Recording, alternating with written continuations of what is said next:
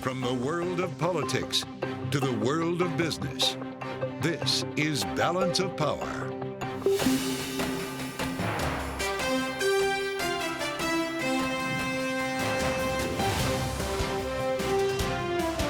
Live from Washington, D.C.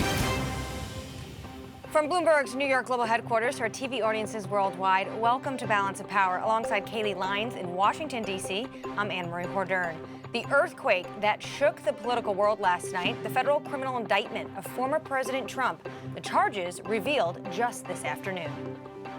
Here's the latest. The charging document details 37 counts of 7 criminal charges, including willful retention of national defense information, corruptly concealing documents, conspiracy to obstruct justice, and making false statements. Also facing the law, Trump's former valet, Walt Nauta. Special counsel Jack Smith speaking to reporters just over an hour ago, vowing a speedy trial and declaring no one is above the law. Our laws that protect national defense information are critical to the safety and security of the United States, and they must be enforced. Violations of those laws put our country at risk. We have one set of laws in this country, and they apply to everyone. Kaylee, good afternoon. What a 24 hours it's been, starting with the former president telling us he was indicted and then getting the indictment unsealed. The level of detail, the charges against the former president, it is damning. Willful retention of national defense information, conspiracy to obstruct justice, withholding a document or record. There are 7 of these charges, and the maximum prison, Kaylee, for some of these is up to 20 years. Yeah, and of course, these are federal crimes that he has been charged with. This is the first time in history a former president has been charged with a federal crime. And as you say, it really is in the details here, Anne-Marie. If you look at what is included in the indictment, other than the charges, some of the dialogue between Trump and his staffers, for example, that investigators found here, him saying as president, I could have declassified it. The staffer saying, yeah. Trump saying, now I can't, but this is still a secret. The staffer saying, yeah, laughing. Now we have a problem. It is these kind of details and photographs as well, Anne-Marie, that really add a lot of color to this investigation, which, of course, ultimately has ended up with these 37 different counts that the former president has been charged with. That's right. And it just shows he was engaging in an effort to hide these government documents from authorities. That is what the indictment is signaling. And Kaylee, of course, we've heard finally this individual who's been very much so invisible during the past 2 years, this special counsel, Jack Smith. We have heard from him this afternoon, delivering brief comments after announcing that indictment. Take a listen. It's very important for me to note that the defendants in this case must be presumed innocent until proven guilty beyond a reasonable doubt in a court of law. To that end, my office will seek a speedy trial in this matter, consistent with the public interest and the rights of the accused. A speedy trial. Kaylee, that says to me that Jack Smith and everyone else is well aware that all of this is happening around the fog, obviously, of a presidential election next year. Yeah, we're working against the clock, leading us to November of 2024. And of course, we know the next step forward, Anne-Marie, is going to be the president appearing at that federal courthouse in Miami on Tuesday. Yep, and joining us now to discuss all of this, Bloomberg Congress editor Megan Scully and White House reporter Josh Wingrove. Josh, I want to start with you. You covered the president when he was, or the former president, when he was at the White House. Please, just give us your reaction on what do you think is happening right now in terms of behind the scenes with Team Trump, especially as they're dealing with this damning indictment and still running for president. I think we're seeing the sort of classic Trump playbook, which is go sort of full wall to wall in terms of social media posts. He's discrediting Mr. Smith there as well, saying that, he's got a record previously that should undercut these details that we're seeing in these documents. And of course, he's using it to sort of cast himself as a martyr. And it's not just Republicans who think that that might work in the primary, at least, that Trump could coalesce greater support or sort of rally the party around him at a time when the field challenging him is kind of growing. So could this help Trump in the nomination race? We'll see. I mean, it kind of depends a lot of on how this all shakes out. Depends, of course, how quickly things come to a trial and what the outcome of that will be. But some Republicans are acting like they think this is actually a liability. Trump himself is acting like maybe at least whether it is or isn't a liability, that he can maybe turn it in to either a positive or something less bad. So this is the sort of standard Trump playbook. Yeah. We're seeing it, but everything in this document kind of, a lot of it rings true to Trump practice. This sort of ad hoc, put these there, put this there. One of the key lines, I think, from it, though, was him appearing to admit that he didn't declassify these documents, really, before he left. That, of course, has been sort of one of the legal defenses that he's tossed around, that he can sort of, with a snap of a finger, declare these, within bounds. So he seems to sort of have done that. It kind of feels like they had some fun writing this document. Yeah, well, we should hear from the former president himself in his own words, because he did post a video reaction online last night after he broke the news himself of his indictment. He claims innocence. This is what he said. I just want to tell you, I'm an innocent man. I did nothing wrong. And we will fight this out just like we've been fighting for 7 years. It would be wonderful if we could devote our full time to making America great again. And that's exactly what we did. But now, again, our country is in decline. We're a failing nation. And this is what they do. And also in that video, Josh, he said that the Biden administration is corrupt, that this is election interference at the highest level, a continuation of the greatest witch hunt of all time. And yet the Biden administration is saying nothing today. And I would imagine that's strategic, because they don't want this to be seen as political. Yeah, and Biden has been bending over backwards to try to avoid any suggestion of it. He's really firewalled off the DOJ. I don't think that'll stop Trump from accusing some sort of link or political motive here. And of course, Trump is going after Biden for his own documents case. But we should remember that both Trump's case is quite different from Biden's and from Pence's. Trump's, of course, vice president, who's now running against him. They're just very, very, very different circumstances, in particular in the reaction of the individual when it's raised or suspected that there's documents in their custody. What this document today shows is that, or alleges, I should say, is that Trump went to great lengths to sort of hide it, which is not what we saw when it was sort of revealed with Vice President Pence and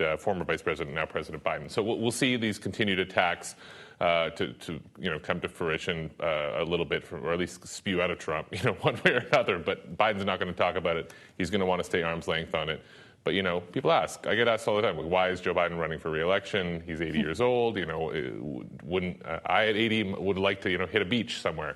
A, he likes being president, and B, you can see how he can kind of look at this shaping up, and you can understand why Joe Biden might make the calculation that Donald Trump is on the inside path to a nomination, and is going to have just a ton of baggage that could help a Democrat come election time. Well, Josh, let's actually hear what the president had to say yesterday when he was asked about this. Mr. President, what do you say to Americans to convince them that they should trust the independence and fairness of the Justice Department when your predecessor, Donald Trump, repeatedly attacks it? Because you notice, I have never once, not one single time, suggested to the Justice Department what they should do or not do relative to bringing a charge or not bringing a charge. I'm honest. And today the president was even shorter, just saying, I have no comment. He clearly does not want to talk about this. Megyn, very different from what we're seeing in Congress. House Speaker Kevin McCarthy reacted to the indictment, speaking with Fox News. Take a listen to what he had to say. This is a very dark day in America. When you think about what they're trying to indict President Trump on, you've got a sitting president right now in the exact same situation. This is going to disrupt this nation because it goes to the core of equal justice for all, which is not being seen today, and we are not going to stand for it. Megyn, how are the Republicans in Congress going to react to this? Because, yes, we heard from Speaker McCarthy calling it a dark day, but we also heard from the likes of Senator Mitt Romney, who took a very different approach. Yeah, I would say that Senator Romney, who is, he voted to convict Trump during his impeachment trials. It would be an outlier within the party. I think the party's reaction in the last 24 hours has definitely shown the stranglehold that the former president continues to have on the GOP. You see people like Speaker McCarthy, who himself is having a hard time with his right flank, many of whom are very, very, very loyal to Trump. And he's coming to the former president's defense. You see other members of the House Republican caucus and in the Senate as well, pointing to, but Biden had classified documents, but Pence had classified documents. And as Josh said, this is a very different case. I mean, we're talking about nuclear weapons that he had information on, attack plans. These are the highest levels of national security and concerns. And this is very different than what we've seen in prior occasions. Yeah. But Republicans are sticking by him right now. Well, and they're going on defense for Trump. They also potentially could go on more of the offensive in terms of investigating President Biden as a result of this, right? Yes, we've definitely seen that with the Judiciary Chairman, Jim Jordan, who is a strong Trump ally, as well as an Oversight Chairman, James Comer, who has been investigating the president's son. So, I think we're going to see a lot more noise in that regard, a lot more amping up those investigations. We'll be seeing subpoenas from the House for more information from the administration and from the president's family. All right, so it was a huge day today, but there could be a lot more to come. Thank you both so much for joining us on this Friday, a history-making Friday. Megan Scully and Josh Wingrove, we appreciate your time. Now, coming up, we're going to dive deeper into Trump's indictment. Former DOJ official Michael Zeldin will be joining us to discuss. That's next on Balance of Power on Bloomberg.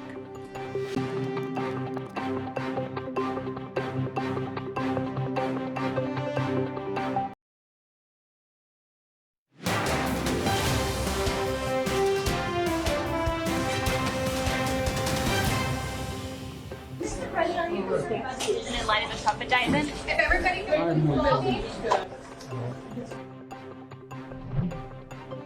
No comment. That's all we got from President Biden earlier today after getting a shouted question about the indictment of former President Donald Trump. That indictment, of course, unsealed today, including 7 criminal charges and 37 counts. Joining us now to discuss is former federal prosecutor and resident fellow at the Institute of Politics at Harvard Kennedy School, Michael Zeldin. Mr. Zeldin, thank you so much for being with us today. I'm sure you now have had a few hours to sit with this indictment. So give us your take. The prosecution has laid out a pretty lengthy case here, including photographs and dialogue between President Trump, former President Trump, and those close to him. How winnable is this case for the prosecutors?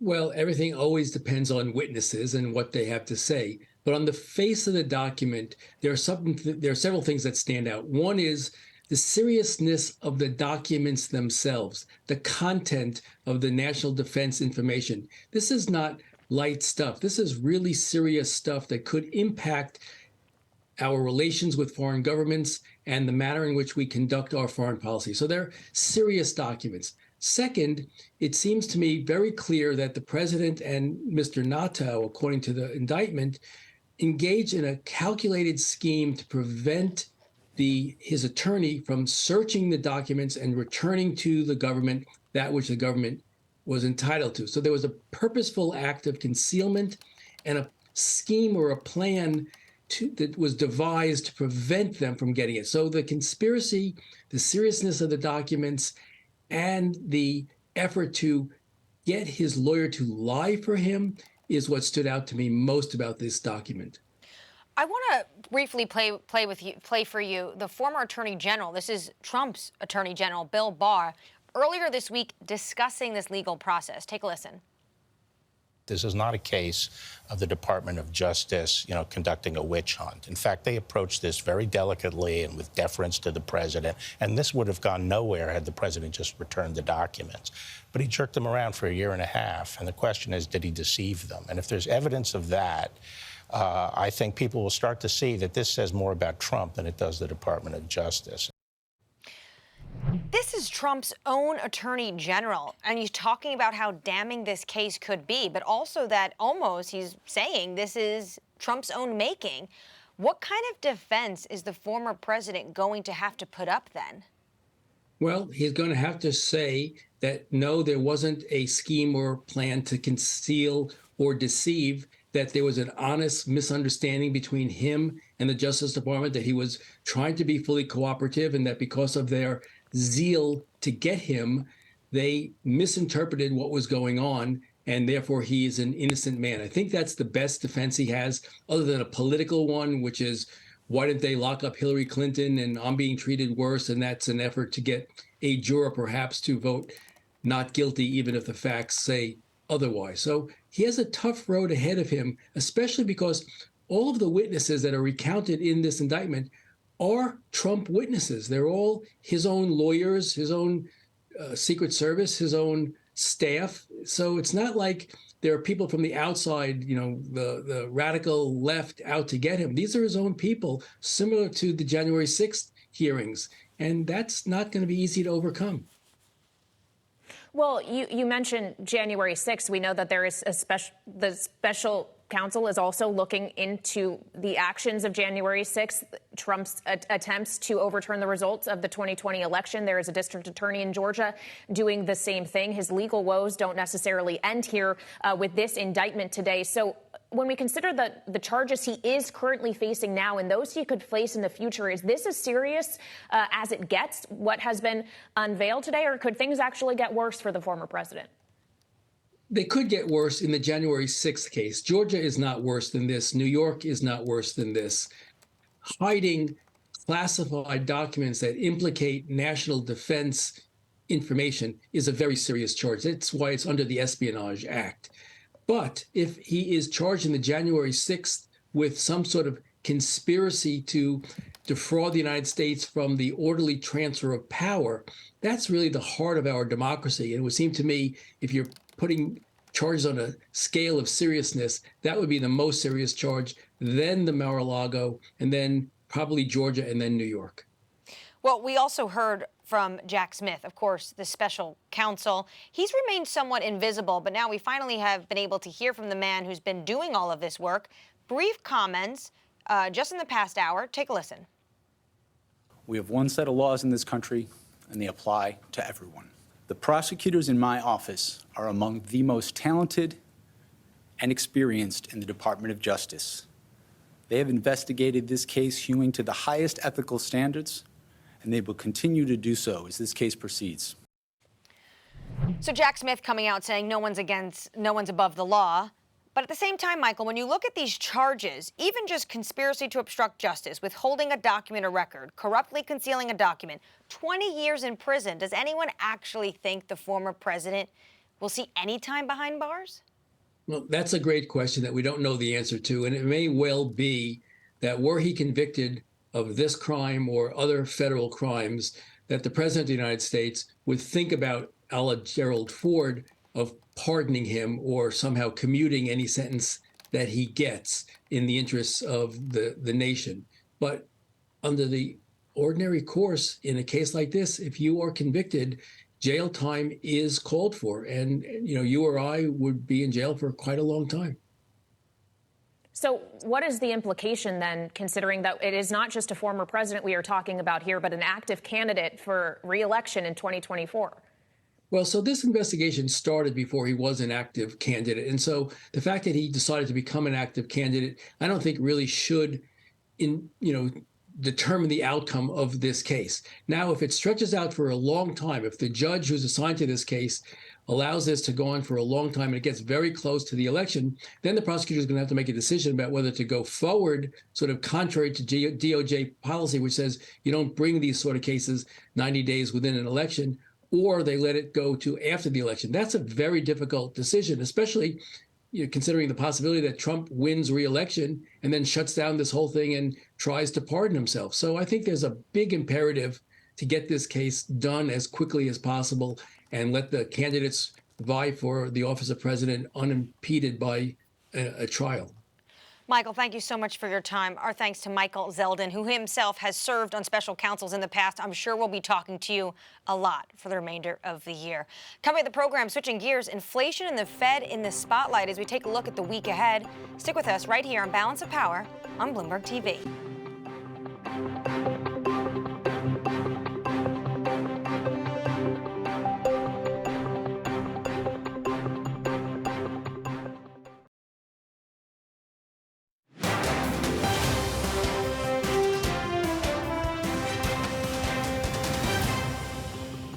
Good evening, Balance of Power on Bloomberg TV. A big week ahead for economic news. Bloomberg Economics is expecting the Fed to hold rates steady. Chairman Jay Powell likely to suggest the decision is a, quote, hawkish skip, not an indefinite pause. But inflation numbers out the day before the Fed decision could be a wild card. For more, let's bring in Bloomberg's Steve Matthews in Atlanta.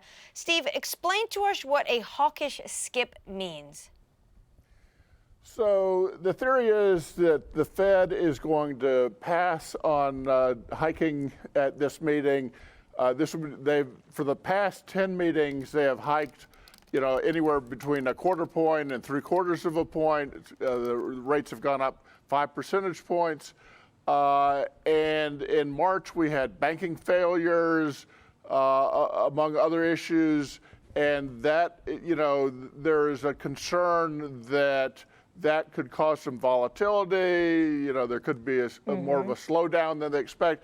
So the idea is until you see what's happening, you want to just pause and then take another look at it in July. So, But Steve, as we talk about needing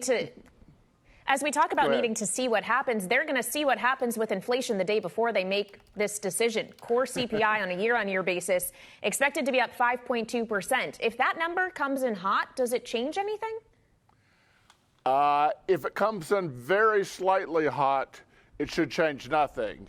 Although it will encourage the hawks on the committee to be more aggressive in pushing for a hike at this meeting. If it comes in especially hot, if it's like a really blockbuster number, it could have some weight on the meeting. But the flip side is too that the headline number for inflation is expected to be 4.1%. That's the lowest in 2 years. So inflation is coming down, even if you have a big core number. All right, Bloomberg Steve Matthews. It's going to be a busy week next week. Thank you so much for joining us. And Anne-Marie, of course, indeed, it's going to be a busy week in the economic universe, but political as well, because on Tuesday, when we get that inflation data, and if it cools, could be something that President Biden wants to celebrate and flex. We also are going to get former President Trump journeying to Miami to appear in federal court. Yeah, that's right. I think the Biden administration will breathe a sigh of relief if we're seeing some cooling, but also potentially that they could be asked about economic issues other than the former president. I know, Kaylee, it's going to be an incredibly busy week for you because you're going to be going down to Miami and witnessing what is going to be, without a doubt, a historic day. Yeah, history in the making as we speak. Again, when we are talking about the federal charges, the federal crimes that former President Trump was charged with today, this is the first time in history that has ever happened with someone who used to sit in the Oval Office in the White House. So we're going to continue this conversation coming up. We'll dig deeper into the Trump indictment and get the details on the case's Florida jurisdiction specifically.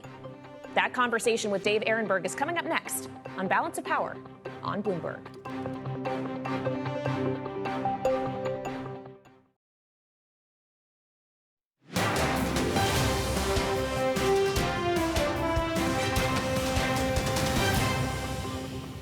This is Balance of Power on Bloomberg TV. Kaylee, let's get back to the historic indictment of former President Donald Trump. Federal prosecutors laying out their case in a 38-count indictment alleging he mishandled classified documents. Joining us now is Dave Aronberg, state attorney for Palm Beach County and Democratic member of the Florida State Senate.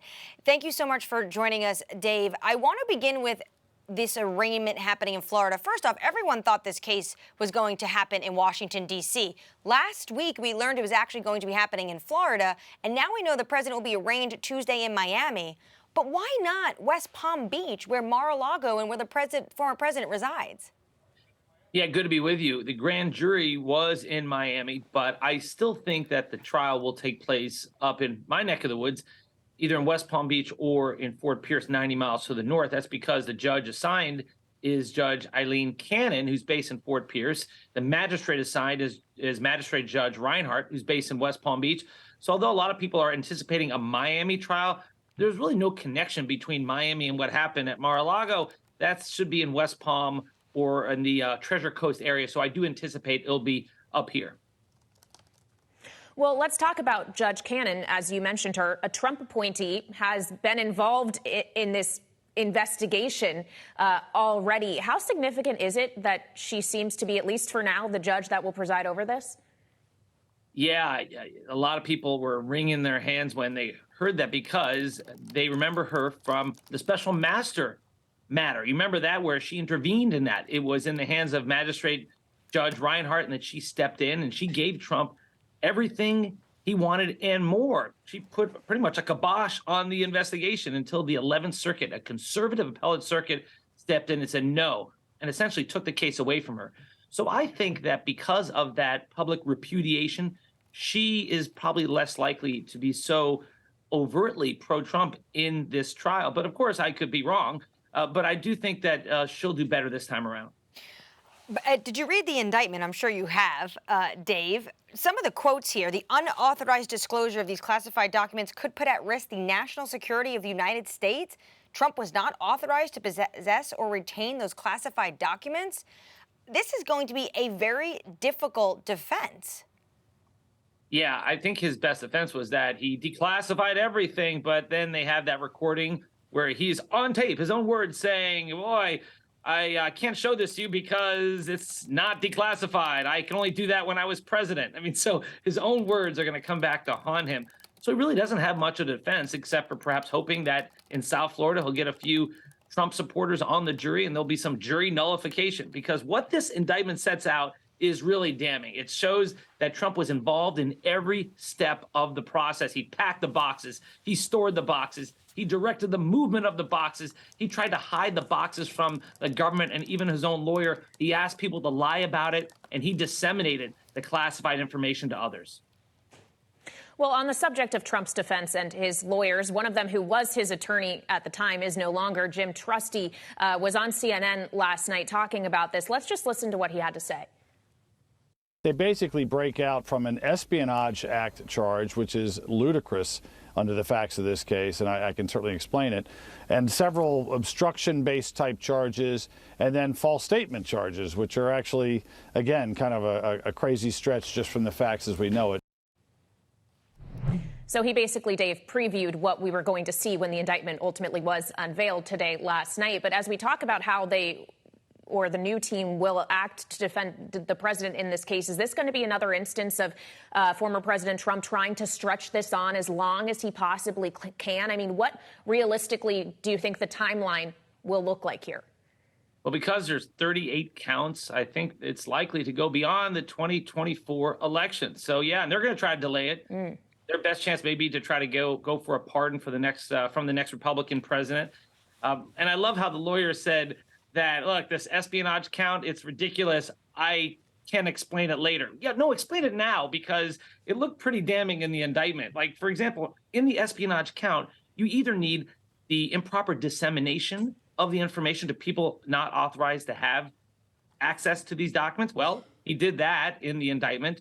Or you're supposed to have the refusal to give back the documents to the federal government. Well, there's that. So whichever one you want, it's still espionage. So it's really bad for Trump. Espionage can get you up to 10 years in prison, and obstruction can get you up to 20. Dave, it's interesting you say that this will go beyond the 2024 election, because what we heard from Jack Smith is that he wants a speedy trial. And I think if you read the tea leaves, he understands that all of this is happening with the backdrop of the former president also wanting to be the nominee for the upcoming election. Given that timeline, and the fact that we already have the defense, everyone talking about the fact that they're going to want to use these maneuvers to slow down the case, do you think that having this action in your home state of Florida, having the grand jury there, being arraigned there, that actually takes a tool out of the Trump's playbook? Yes, and that's why Jack Smith did it. He went to South Florida when he could have had a better venue in Washington, D.C. Trump got 5% of the vote in Washington, D.C. in 2020. He did better in Palm Beach County at 43% of the vote. 43% of a 12-person jury, by the way, is 5 people. That's perhaps what he's hoping for, get some Trumpers on the jury. But yes, Jack Smith wanted this case here in South Florida because he knew it eliminated Trump's best claim that this is the wrong venue, the government is forum shopping, and it must be dismissed, or at least we need more hearings, delays to litigate this. Well, that's over. But still, because of so many counts and because you've got Judge Cannon and you've got Trump's team which is all about delays, I still think it's unlikely you're going to see this trial before the election. It's possible, but unlikely. I think it's more likely you'll see the New York trial before the election, ironically, the weakest of all the cases surrounding Donald Trump. Yeah, we know that's scheduled to begin in March of 2024. As we talk about the 2024 landscape as well, Dave, we have to keep in mind that there were other document investigations at play with another candidate for the Republican nomination, former Vice President Mike Pence, who served as vice president under Trump, as well as the current sitting president, President Biden. And that investigation is still ongoing. From where you sit as a prosecutor, how are these cases different? Because President Trump is trying to make the argument that this is political because you aren't seeing those cases or Hillary Clinton emails treated in the same way. They're very different. I mean, when it comes to Biden and Pence, they possess the documents. They're the ones who told the government they possess it, and they worked with the government. It's the opposite with Trump. It's not about the possession of documents that really interest prosecutors. It's the refusal to give them back. It's the obstruction. And that's the biggest difference here. It's also the biggest difference with Hillary Clinton. The reason why she wasn't prosecuted was because James Comey said that she was careless, but it wasn't nefarious. It wasn't intentional. And that's the biggest difference. It's Trump's intent, which is spelled out throughout the indictment, which runs 38 counts. Yeah, and of course, we have to keep in mind that while 31 of these counts are actually related to the retention of the documents, the other counts are about concealing them or trying to obstruct, and maybe that is really what the difference is here. Thank you so much for providing us your insight on this and into the workings of the judicial system in the state of Florida. Dave Aronberg, the state attorney for Palm Beach County and former Democratic member of the Florida State Senate. We appreciate your time.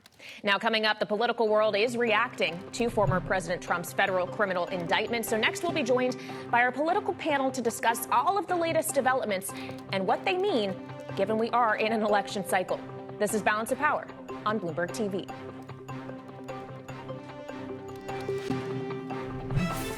Now, keeping up to date with news from around the world, here's the first word. I'm John Hyland.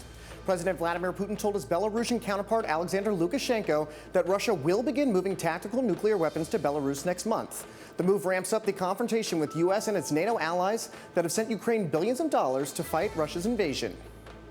Former UK Prime Minister Boris Johnson resigned his seat in Parliament rather than risk being forced out by an investigation into whether he misled the House of Commons over his role in lockdown-era parties. In a statement, Johnson indicated a House of Commons committee found that he misled lawmakers over knowledge of COVID-19 rule breaches while he was in Downing Street. The Pentagon committed an additional $2.1 billion in long-term arms package for Ukraine air defense systems, artillery munitions, hand-launched drones, and laser-guided rockets. That's according to a Pentagon statement in Biden administration officials. Much of the equipment will take months or even years to deliver. And President Biden will officially kick off his 2024 presidential run on June 17th at a Philadelphia rally hosted by an organized labor in the state, where a narrow win helped him clinch the 2020 White House bid. Biden called himself the most pro-union president in U.S. history. The move signals his attempt to depend heavily on organized labor support to win a second term.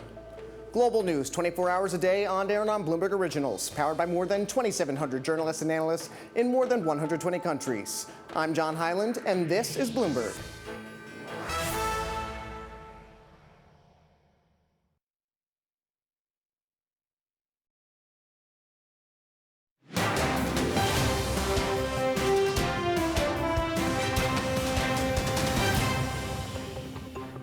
This is Balance of Power on Bloomberg TV. Former President Trump has been indicted on 37 counts in connection with classified documents found at his Mar-a-Lago estate in Florida, the first former president to ever be charged with federal crimes. So let's dive into what this might mean for the former president, especially as he is running again in the 2024 presidential race, and bring in our political panel, Rick Davis, Stone Court Capital partner, and Jeannie Shanzano, Iona University political science professor. So Rick, just to begin with you, while this is the first time former President Trump or any other former president has been indicted on federal charges, he already has been criminally charged by Alvin Bragg up in New York. And what we saw as a result of that indictment was he just raised millions of dollars.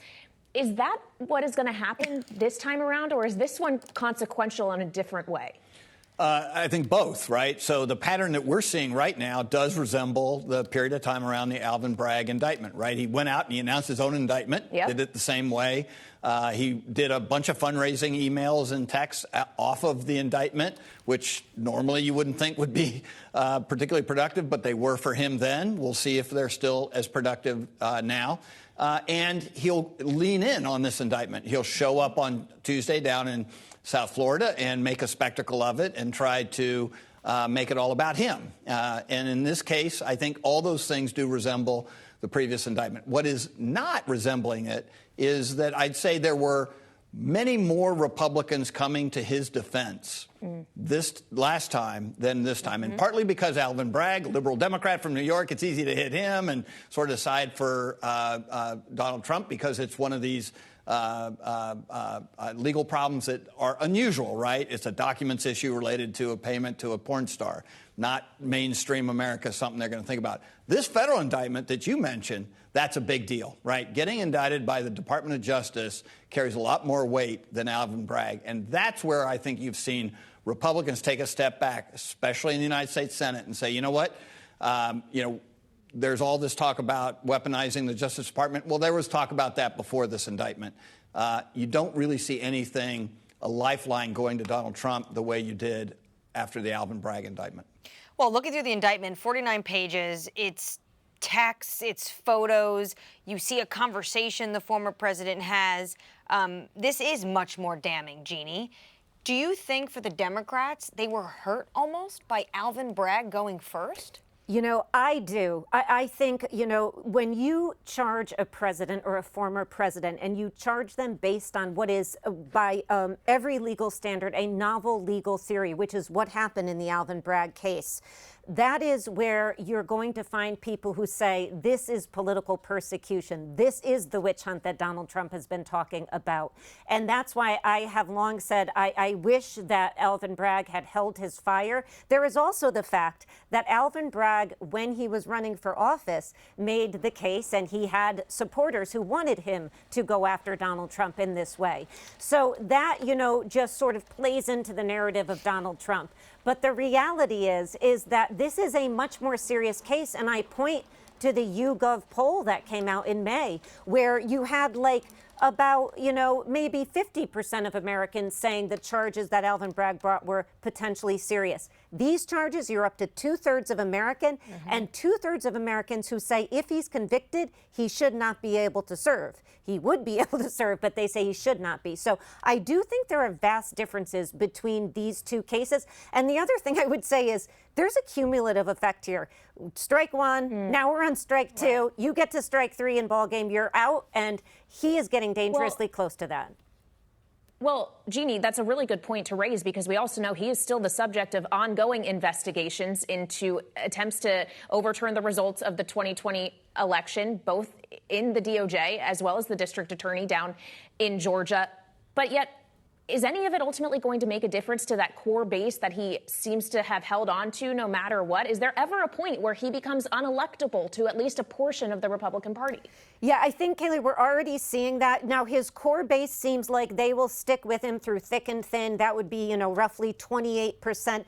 But that's not enough to even win the Republican nomination, let alone capture the presidency. And so the reality is you've got about 10% of the Republican establishment who say they want somebody besides him, and then that 50 to 60% who say they would like an alternative. And I think when we're not hearing people come out really strongly yet against Trump based on what we heard in this absolutely damning indictment, I think that they are waiting, trying to wait and see. I thought Chris Christie, when he came out, had the right tone. Let me wait and see what the indictment says. I don't get my news from Truth Social. And I think that's something that other potential candidates should adopt. And we should let the legal system play itself out because people are looking for an alternative. This is a lot of baggage for anybody to bear. And this could be just the next shoe to drop. And then, as you mentioned, we could be looking at a January 6th or a Georgia indictment of Donald Trump. There could be 3 or 4 by the end of this year. Right. But Rick, if he doesn't run and he's not the nominee,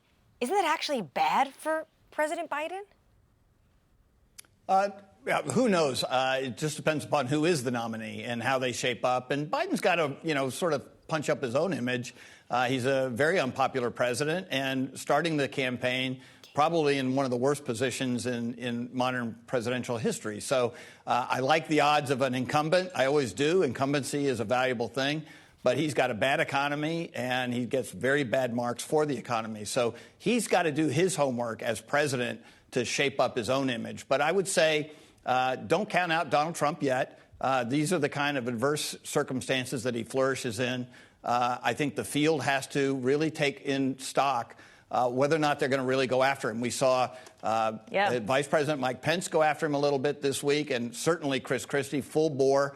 I think the rest of them have got to start to look inside and say, you know, we just can't allow this to disrupt this process. Because at the end of the day, we're talking about Donald Trump today. We're not talking about Chris Christie. We're not talking about Mike Pence. Hold on, we're not Rick. talking about That's Tim Scott. You know, I mean, like, these people aren't getting the attention. They just launched campaigns. And what are we doing? Turning the page.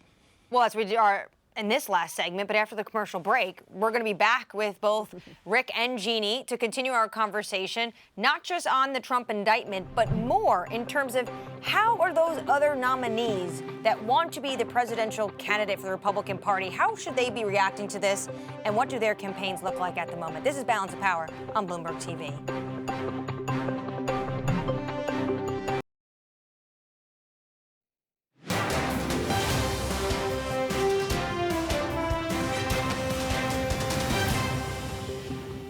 I had hoped the Department of Justice would see its way clear to resolve these issues with the former president without moving forward with charges. And I'm deeply troubled to see this indictment move forward, believing that it will only further divide our nation at a time that American families are facing real hardship at home. That was former Vice President Mike Pence this morning during a campaign event in Derry, New Hampshire. For more, let's welcome back our political panel, Rick Davis, Stone Court Capital Partner, and Jeannie Shanzano, Iona University political science professor. Our closers, it is Friday. Rick, you set us up for this. You said we're not talking about the other candidates. Well, here we are. That was the former Vice President Mike Pence, another individual actually who had a special counsel looking into his document case that has been closed.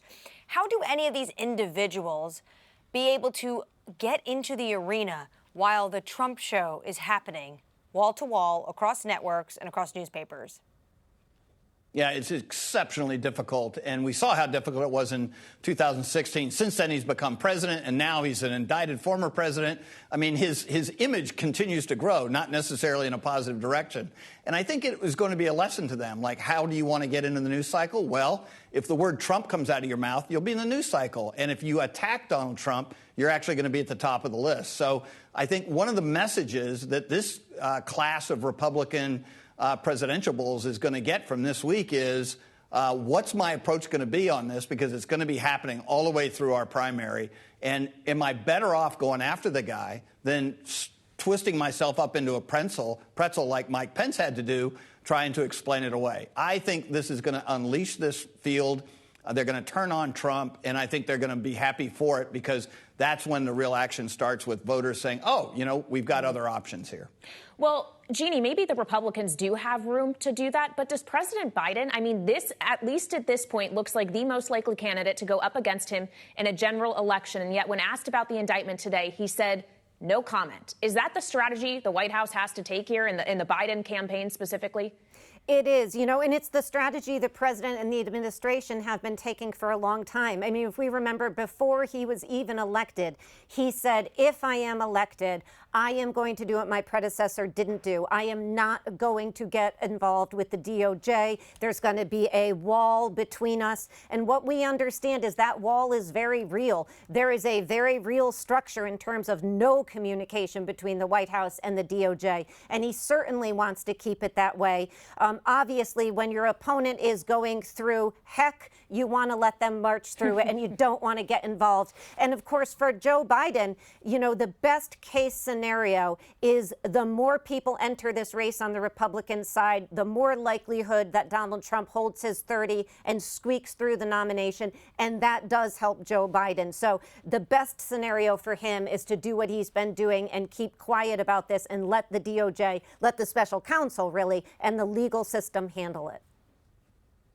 All right, Jeannie and Rick, as Anne-Marie said, our closers, thank you so much for finishing out this crazy week with us. Anne-Marie, on this Friday, or really began Thursday night, we've seen history being made, and now we look ahead to next week where we are going to see former President Trump appearing at that federal courthouse in Miami on Tuesday. Yeah, exactly. It's going to be a historic day after what has been really a historic 24 hours. And Kaylee, I think we just need to remind everyone, this is only one legal trouble facing the former president, who, of course, wants to be the nominee for 2024. Yeah, and this is a legal battle that could lead us right up to that November election. All right, that wraps it up for us here on Balance of Power. But check out the Washington Edition newsletter for more of this coverage on the terminal and online. For Anne-Marie Horder, and I'm Kaylee Lines. This is Bloomberg.